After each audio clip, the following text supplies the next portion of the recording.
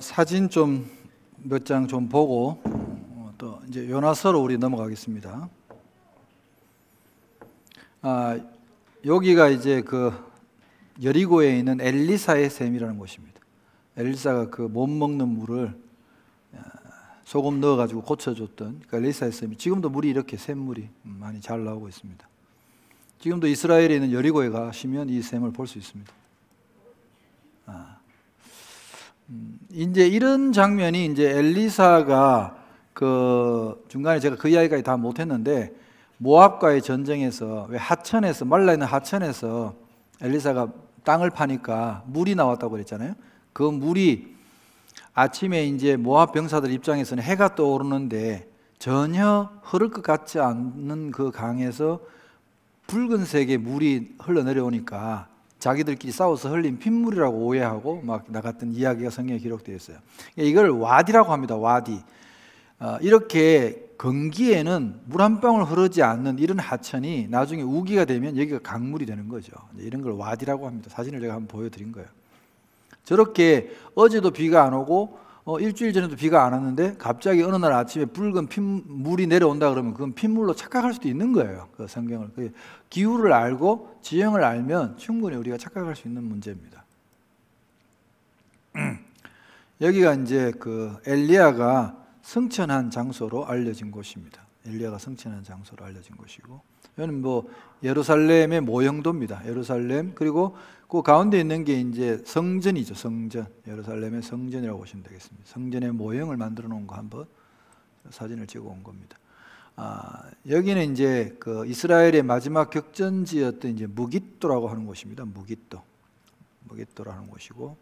자, 요나서를 한번 펴겠습니다. 요나서를 펴시고 이제 요나서 이야기를 좀 들어보겠습니다.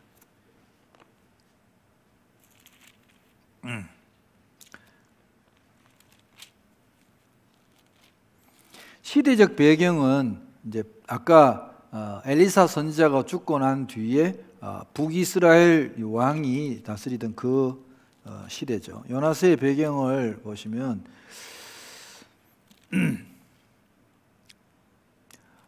이때 이제 그 북쪽에 있던 큰 나라 아수르가 좀 내부적으로 문제가 좀 있었던 것 같아요. 역사적으로 보면 그 시기에 이 아수르가 많이 약화되는 어떤 시기인데 역사에서도 그 정확한 이유를 기록해 놓지는 않았어요. 기록해 놓지는 않았는데 아무튼 하나님께서 이 요나를 부르십니다. 요나가 활동했던 그 시절은 이제 이스라엘 왕국이 잠깐 반짝했던 여로보암 2세라는 왕이 있던 그 시절의 이제 이야기라고 기록되어 있어요. 요나 선지자가 이제 하나님 어느 날 불렀어요. 요나야, 바쁘냐? 물으니까 별로 안 바쁩니다. 그래. 왜냐하면 뭐 엘리야가 나오고 엘리사가 나와도 이스라엘 백성들이 별로 신앙의 변화가 없고 하나님도 잘 섬기지 않으니까 사실은 선지자로서 큰 할 일이 없었죠. 어떻게 본다면. 그러니까 네가 안 바쁘면 내가 너한테 좀 시킬 일이 있다. 뭡니까? 하니까 저 북쪽에 있는 니느웨로 가서, 니느웨는 아수르의 수도입니다. 아수르의 서울이, 그러니까 아수르로 가라는 얘기입니다. 니느웨로 가서 내 말을 전해라. 거기 가서 내가 무슨 말을 전할까요? 하니까 이제 40일이 지나도록 너희가 회개를 하지 않으면, 내 앞에서 회개를 하지 않으면 니느웨를 내가 멸망시키겠다. 가서 그걸 전하라는 거예요. 40일이 지나면 니느웨가 무너지리라. 그걸 전하라고 그랬는데 요나가 다시 하나님께 확인을 해요. 40일이 지나면 니느웨가 무너지는 게 확실합니까? 그럼 확실하니까 내가 너를 보내지. 그랬더니 요나가 그럼 전 안 가요? 아니, 하나님이 가라는데 자기는 안 간대. 여러분, 요나가 왜 안 갈까요? 혹시라도 이것들이 진짜로 회개를 하면 하나님이 다시 아수르를 살려주실 거 아니에요? 그게 싫은 거예요, 요나는. 이 아수르는 우리의 철천지 원수인데 이 나라가 망하면 좋은 거지, 이 나라가 회개하고 다시 하나님 살려주는 건 자기가 원치 않는 일이야. 그래서 요나는 하나님 말씀을 어기고 도망가기로 작정을 합니다. 도망을 가도 아주 세게 가기로 작정을 했어요.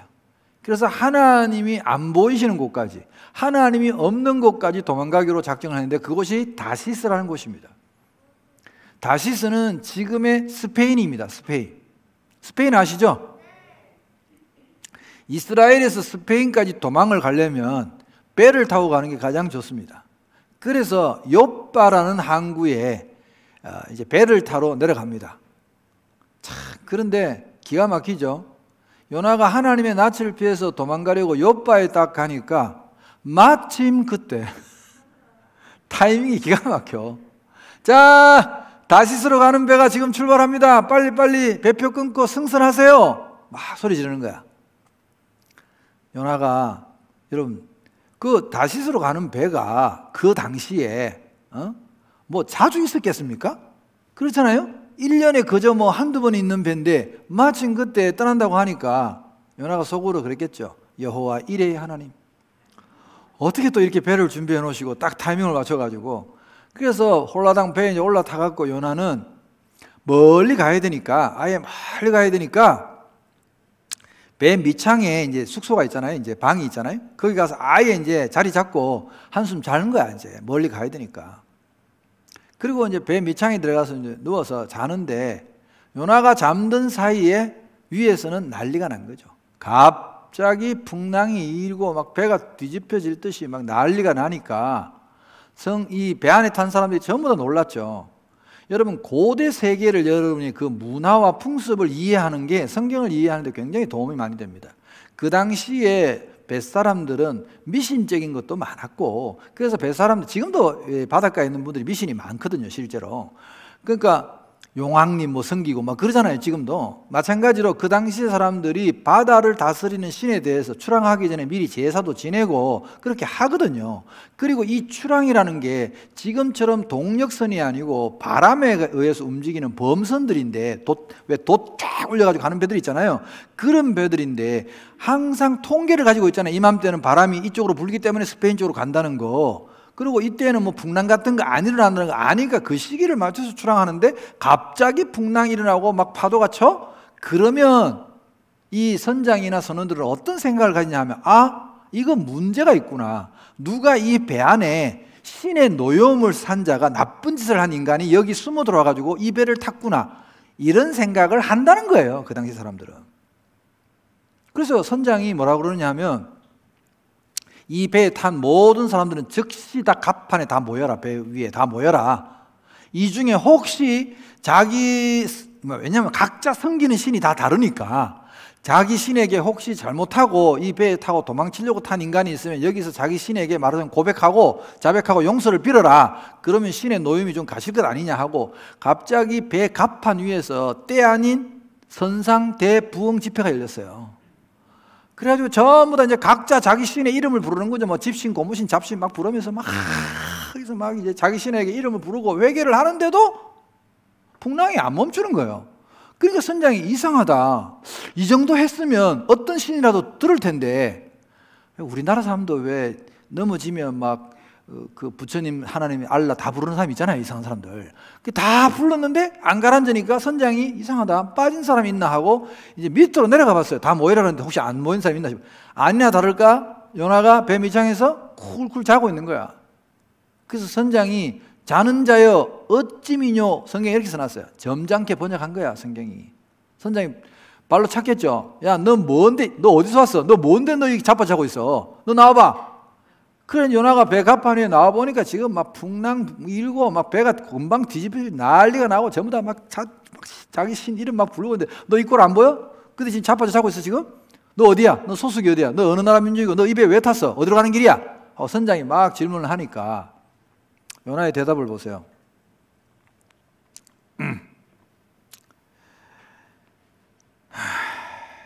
그래서 6절에 선장이 그에게 가서 이르되 자는 자여 어찌함이냐, 일어나서 네 하나님께 구하라. 혹시 하나님이 우리를 생각하사 망하지 아니하게 하시리라고 제비를 뽑았는데, 뭐 뽑으나 많아죠 뭐.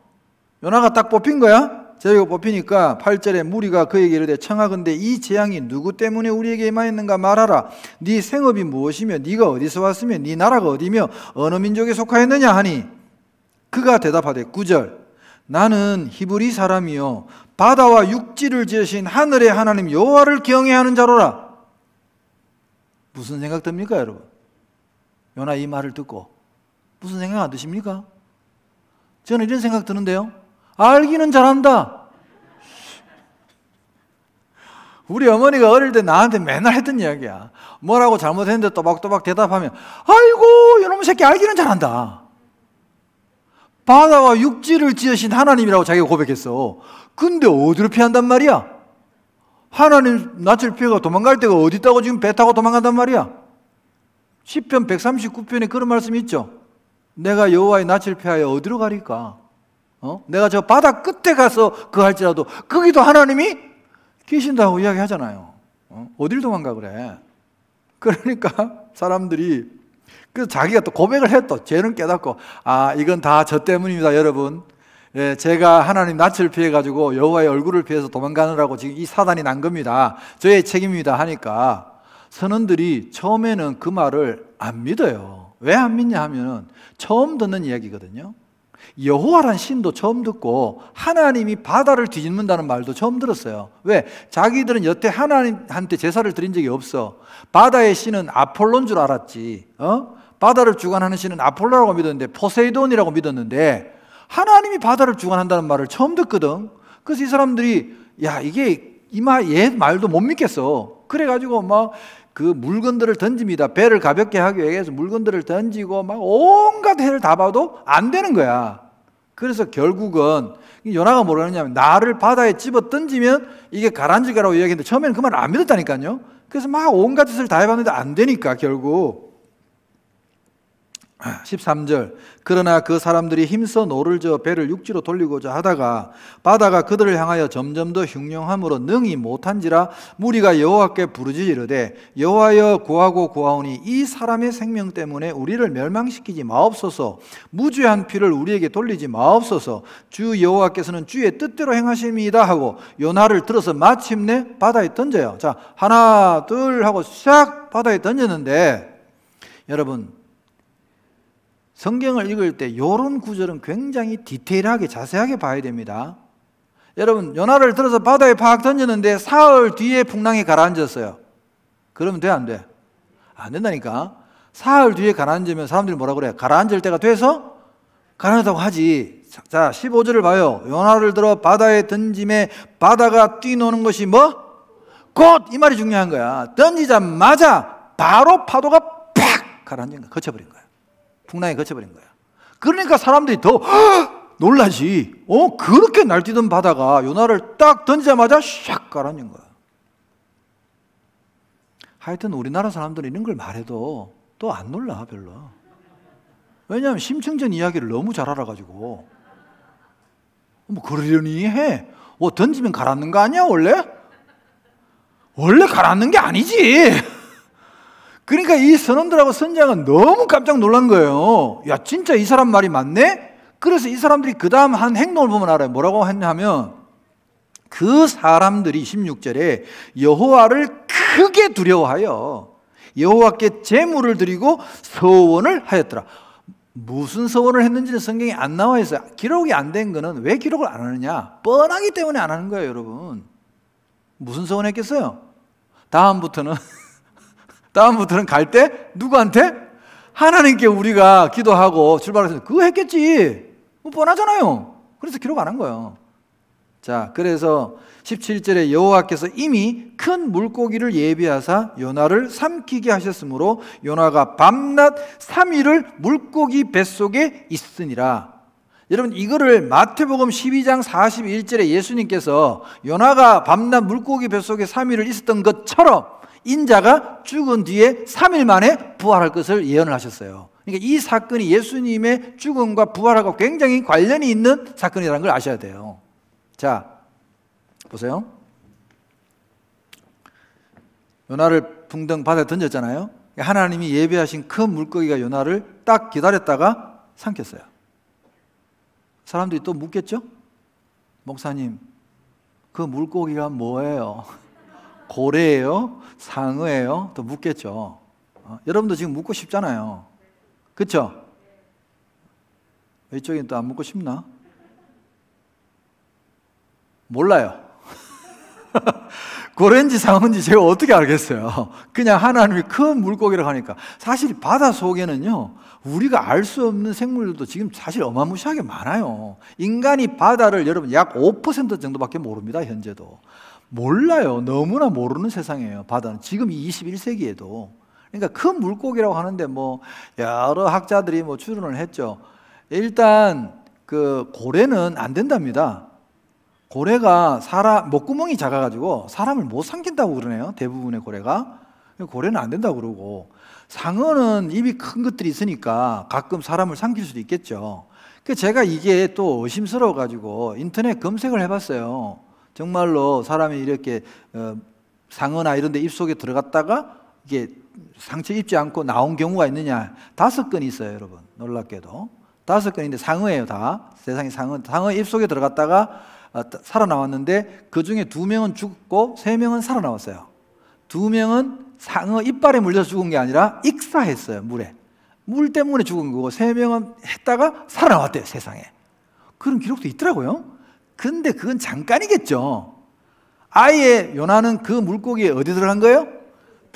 위속에 들어갔다니까. 뱃속에 들어가서 3일 있었다고 그랬어요, 성경에. 자, 여러분, 성경을 읽다가 이런 이야기가 나오면 좀 물고기의 입장을 한번 해보세요. 이래야 이 이야기가 재미가 있다니까. 자, 요나가 물고기 뱃속에 들어갔는데, 요나는 지금 현재 성경에 보면 움직이고 있죠. 숨 쉬고 있죠. 심지어 물고기 뱃속에 기도하잖아요. 맞아, 안 맞아요? 자, 요나가 물고기 위장 속에서 들어갔는데 뭐가 보이겠습니까? 깜깜하죠. 그럼 요나 입장에서는 여기가 내가 지금 꿈이냐 생시냐, 내가 지금 살아있나, 숨을 쉬는 것 같은데 아무것도 안 보이고 깜깜하고, 뭐 여기가 지옥인가, 내가 하나님 말씀 어기가 내가 지옥에 떨어졌나, 막 별의별 생각을 다 했을 거 아니에요. 거기서 요나가 그래도 선지자, 명색이 선지자인데 기도를 하는 거야. 유대인들이 이런 상황에 닥치면 기도하는 폼을 아셔야 돼요. 기도하는 폼을. 머리를 풀어 헤치고, 아시겠어요? 일단 머리를 풀어 헤치고 바닥에 엎드려 가지고 바닥에 있는 티끌 먼지를 긁어 모읍니다. 긁어 모으면서 수염을 찧어 뜯으면서 머리를 찧어 뜯으면서 땅을 치면서 막 기도를 하잖아, 지금 2장에. 그쵸? 요나가 기도를 막 하고 있어요. 막 긁어가면서 아버지! 기도를 하고 있어요. 자, 물고기 입장이 돼봐. 물고기는 뭔 죄야? 바다를 떠돌다가 하나님이 그쪽에 한 가봐라 그래가지고 배가 고파가지고 왔는데 뭐가 하나 떨어지길래 이게 웬 왕거이냐 하고 삼켰는데, 여러분 이게 소화가 안 돼. 소화가 돼야 되는데, 여러분 사람이 뭔가 음식이 들어갔는데 소화가 안 된 상태로 있는 걸 뭐라 그래요? 체했다고 그래요, 여러분. 맞잖아요. 음식이 소화가 안 되고 다 가만히 있으면 이게 체한 거 아니에요. 그 체하면 엄청 고통스러운 거 아시죠? 물고기가 사흘을 챘기 때문에 미치는 거야. 이게 소화도 안 되고 자꾸 속에서 뭐가 쿵쿵 막 치지 막 이러니까 물고기 입장에. 자, 체하면 여러분 이 체기를 빨리 해결하는 가장 좋은 방법이 뭐예요? 토하는 거예요. 맞아요. 와, 저는 요즘은 잘 안 체하는데, 거의 요즘은 체한 적이 없어요. 진짜 한 20년 동안 체한 적이 없는데, 젊었을 때는 체하기도 잘 체했어요, 제가. 체하면 며칠씩 고통스러운데, 저는 문제가 뭐냐 하면은 손가락을 집어넣어도 토가 안 나와요, 진짜 저는.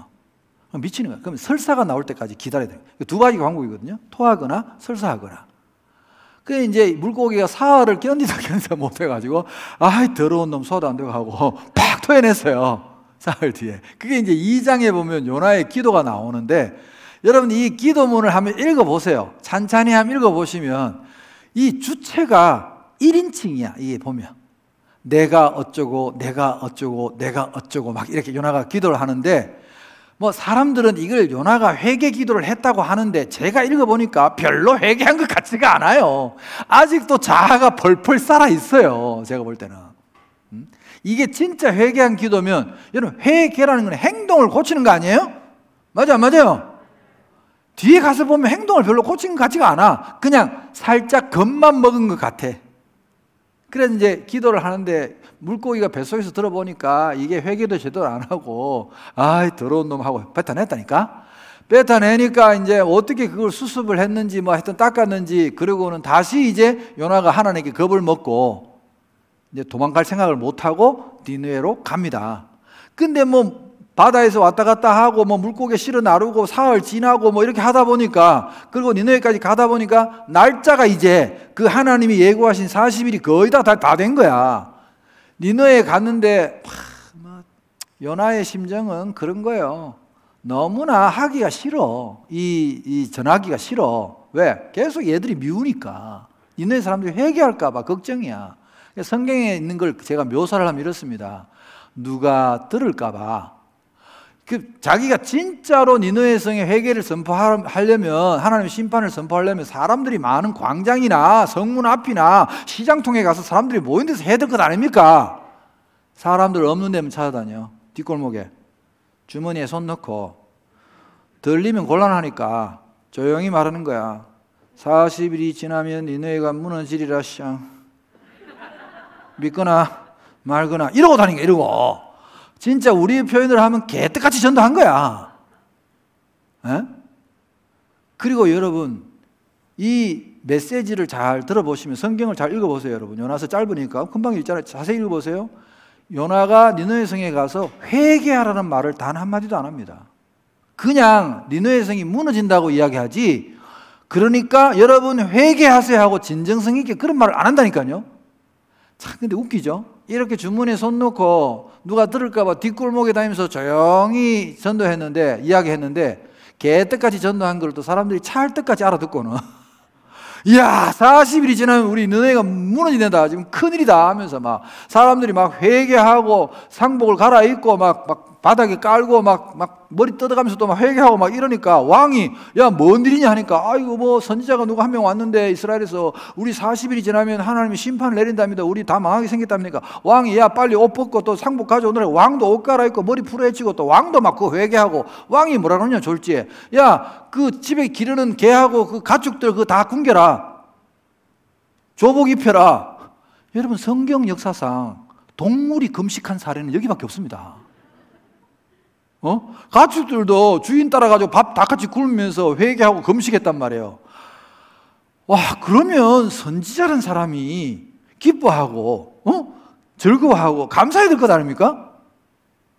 요나가 너무 기분이 나쁜 거야. 회개하니까. 이게 너무 웃기는 얘기라니까요. 요나가 너무 기분이 나빠. 아니, 이게 뭔 짓이야? 이것들이 왜 회개를 해? 내가 못 듣도록 살살 이야기했는데? 그러면서 요나가, 자, 3장 가보세요. 3장. 요나가 3절, 요나가 여호와의 말씀대로 일어나서 니느웨로 가니라. 니느웨는 사흘 동안 걸을 만큼 하나님 앞에 큰 성읍이더라. 그러니까 여러분, 니느웨에 제가 성 규모를 조사를 해보니까 어느 정도 크기냐 하면 딱 옛날 우리 서울 크기예요. 남대문, 동대문, 사대문 안 있죠, 소위. 사대문 안 크기가 니느웨 성 크기예요. 둘레 길이가 약 한 90km 정도 되니까 딱 그 정도 크기예요. 그 정도 되면 우리가 뭐 북구에 하루 걷고 중구에 하루 걷고 남구에 하루 걷고 한 사흘 길은 정말 다녀야 되잖아요, 전도하려면. 근데 성경에 보면 뭐라고 했느냐, 요나가 그 성읍에 들어가서 하루 동안만 다녔대요. 그러니까 제대로 한 거예요, 안 한 거예요? 안 한 거라니까. 들을까 봐 겁을 낼 정도로 그랬다니까. 안 한 거야.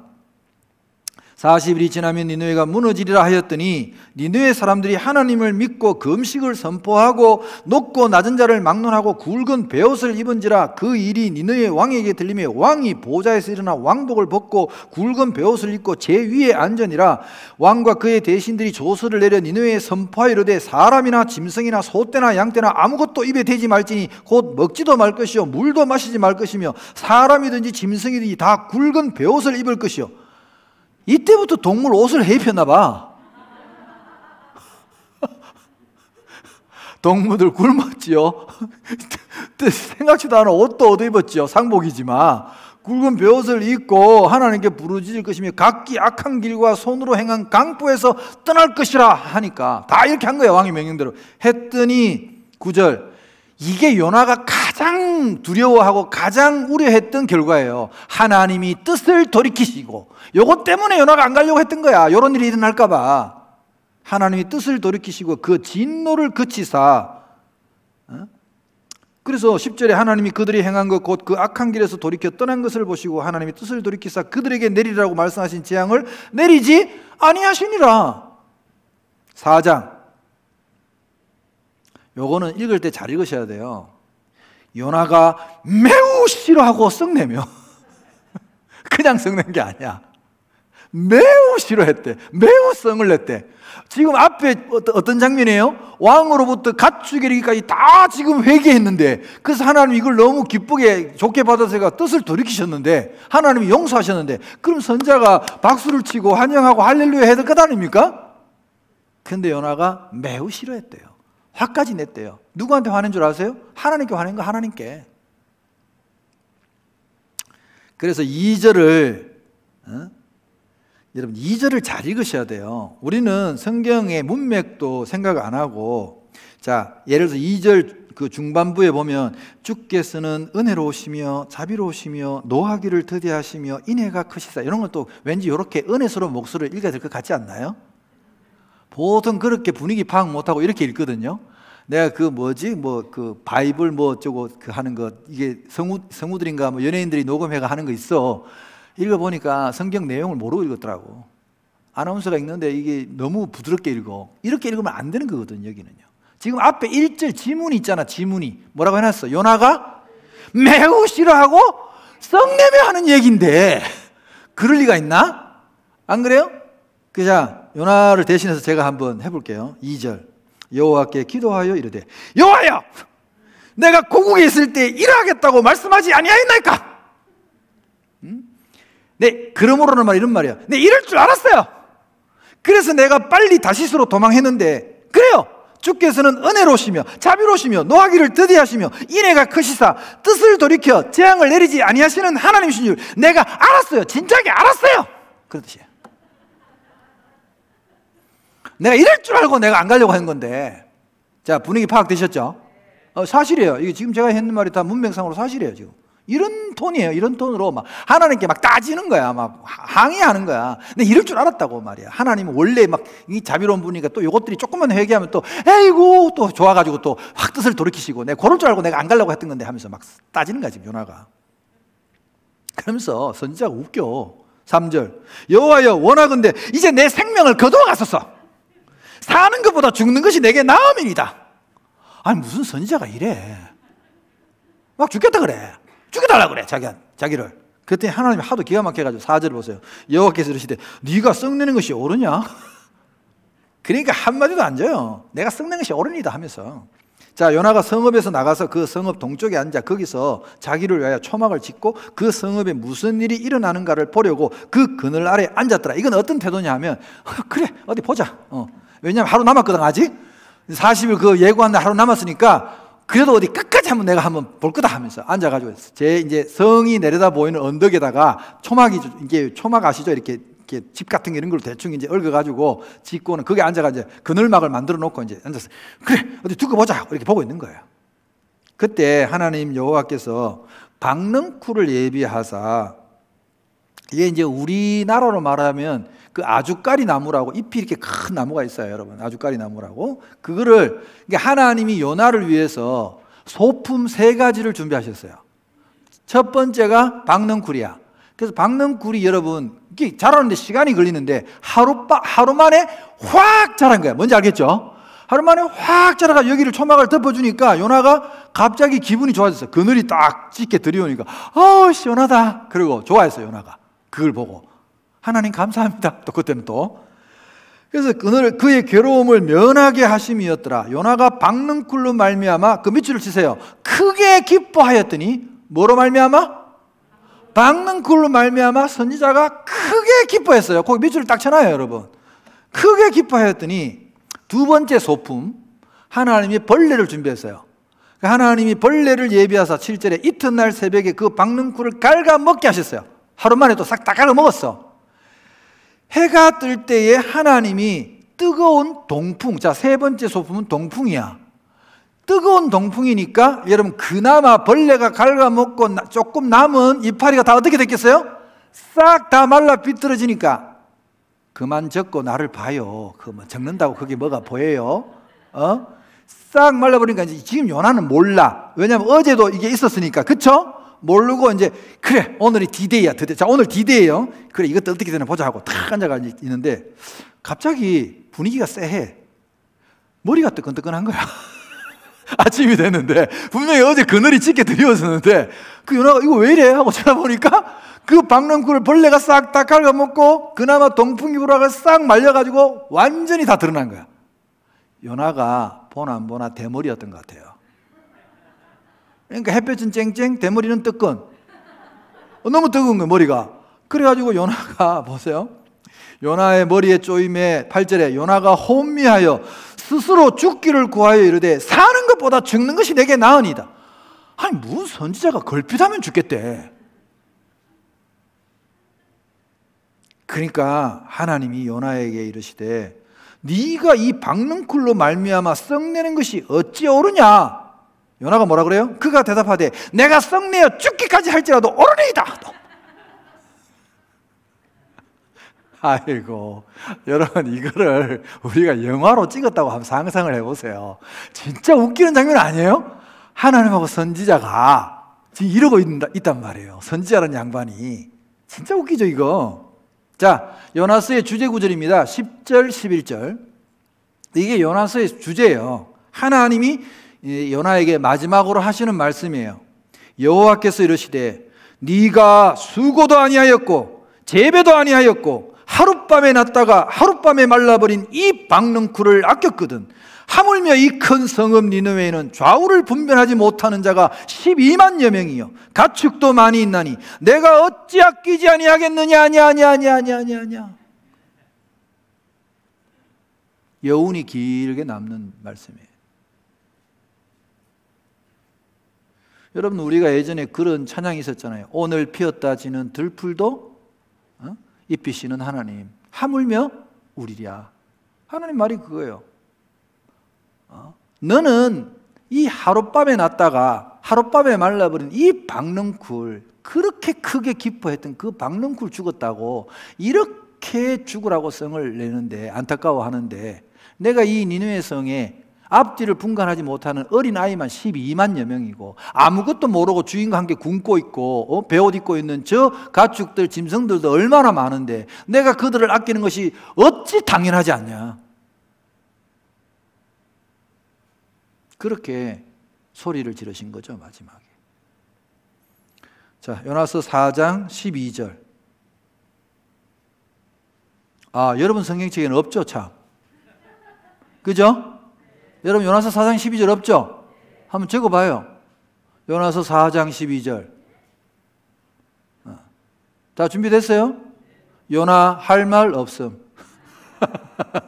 그게 4장 12절이야. 이걸 소위 우리가 여백의 미라고 해요. 지금까지 하나님 말하면 다 대답하고 했는데 요나가 지금 대답을 못하죠? 하나님이 11절까지 크게 소리 질렀는데 요나가 아무 말 못하죠? 많은 여운이 남는 이야기예요. 요나가 할 말이 없는 거예요. 더 이상 정말 하나님 앞에서. 참 이런 요나의 악한 본성까지도 누르시고 하나님의 선하신 뜻을 위해서 이 요나를 사용하시는 모습을 볼 때 참 기가 막힌 거예요. 여러분 그러면 요나는 이 요나서를 자기가 기록했는데 이 부끄러운 기록을 왜 남겼을까요? 우리에게 부끄러운 이야기 아니에요 사실 이거? 자기 간증이란 말이에요. 요나. 이 선지서 17권 중에서 요나서는 좀 특별한 책입니다. 선지서의 패턴에도 맞지 않아요. 그냥 자기 간증문이에요. 요나의 간증문이다 말이에요. 이 부끄러운 이야기를 요나는 왜 썼을까요?